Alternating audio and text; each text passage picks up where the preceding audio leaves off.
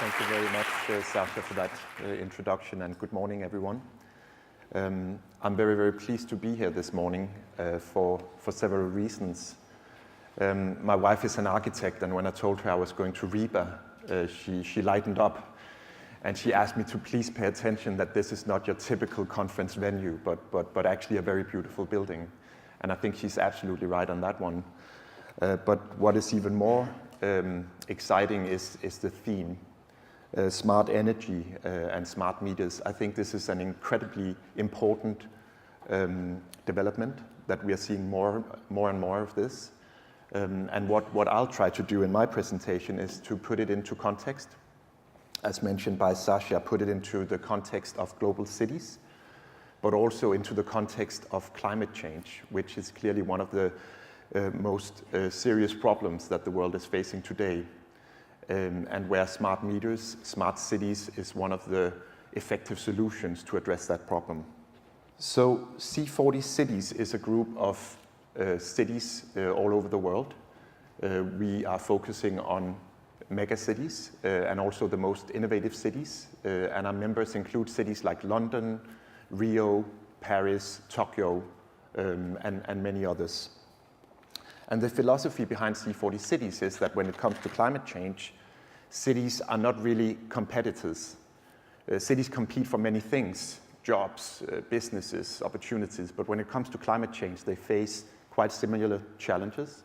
And also some of the solutions they will employ in order to meet those challenges, they can learn a lot from each other. And this is exemplified, this philosophy is exemplified in this quote by Anne Hidalgo, the mayor of Paris, explaining how Paris has found inspiration from working with other cities to be more effective in tackling climate change, both mitigating climate change and adapting to the impacts of climate change.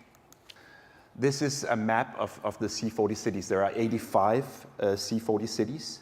And what is important about cities when we talk about climate change is that cities, to a very large extent, feel the impacts of climate change. For historical reasons, cities are often situated by river deltas, close to the sea. They are particularly vulnerable to rising sea levels. We've done some research with our 85 member cities, and 98% of those cities are particularly vulnerable to climate change due to the threat of rising sea levels. Cities are also great emitters of carbon and greenhouse gases, which are the root causes of climate change. If we look at energy, for example, 70% of all energy-related greenhouse gases comes from cities. Cities are also growing very significantly. It's projected that by 2050, more than 70% of the world's population will live in cities. So clearly, cities are, in a way, part of the problem of climate change. But my point here is that cities are also, to a very large extent, part of the solution. And you could say that the global fight against climate change, it can be won or it can be lost in cities. So we must pay attention to what's going on in cities. The good news is that cities are acting on climate change. And if you look at C40, we have only 85 of the world's cities, but those cities taken together represent more than 25% of global GDP, more than 650 million people.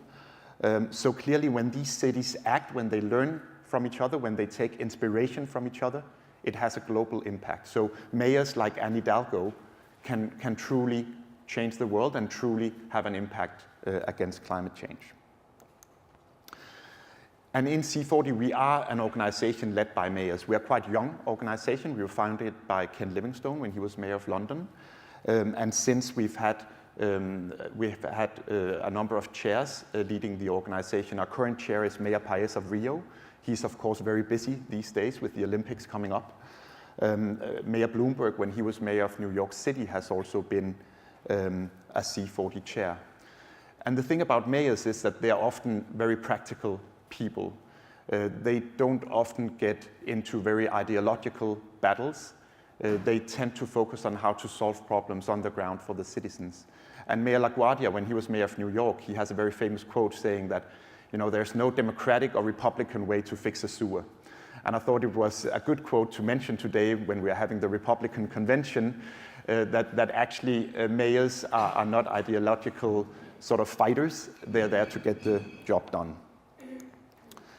To put it into a bit more of context, in Paris in December 2015, there was an agreement where the world's leaders came together and agreed that we should have a goal to see global temperatures not exceeding 1.5 degrees Celsius.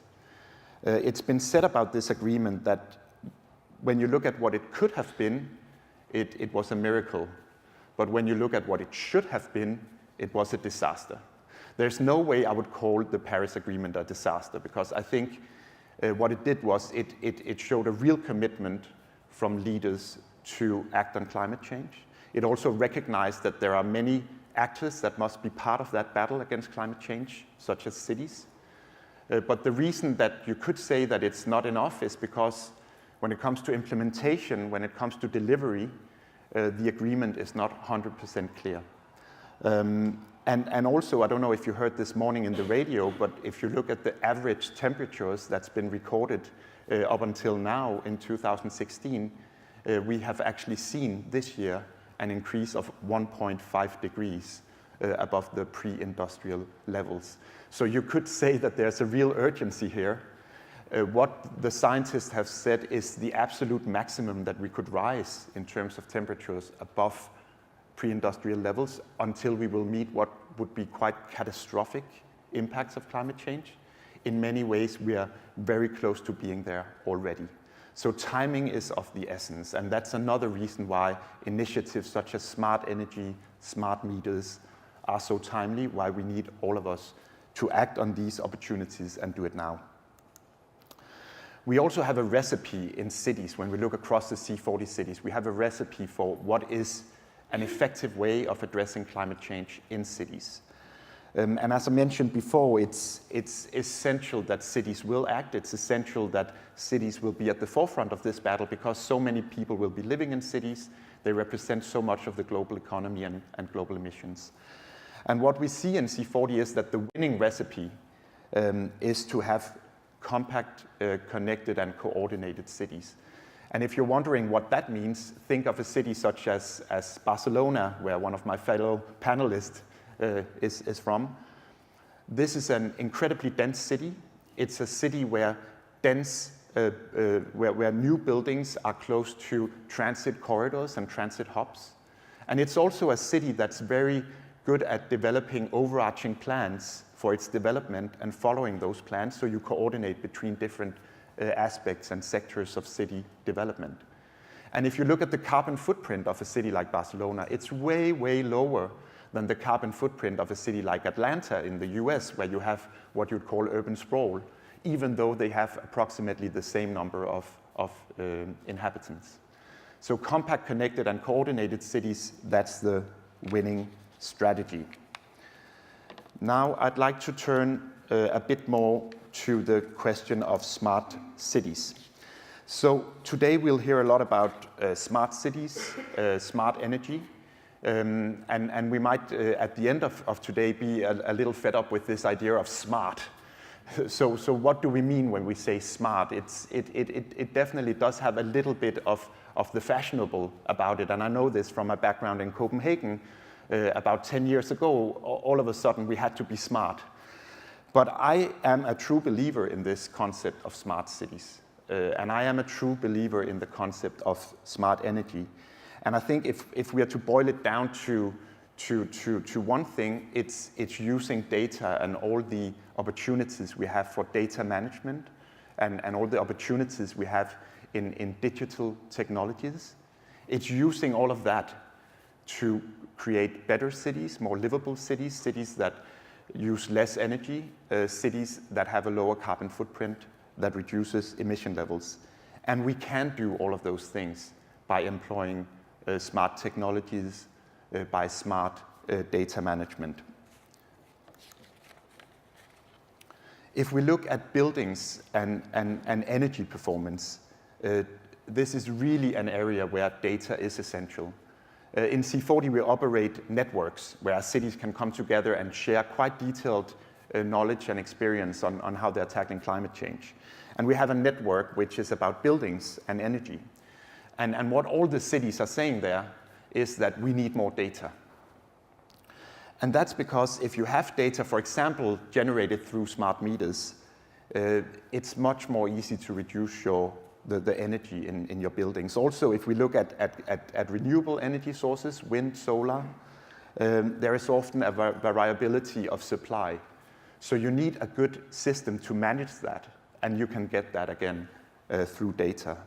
And then finally, when cities look at their existing building stock, they need data in order to develop new and more effective policies. And coming back to the 1.5 degree and what's the real challenge for all of us, it's absolutely essential that cities will be able to reduce energy in their building stock.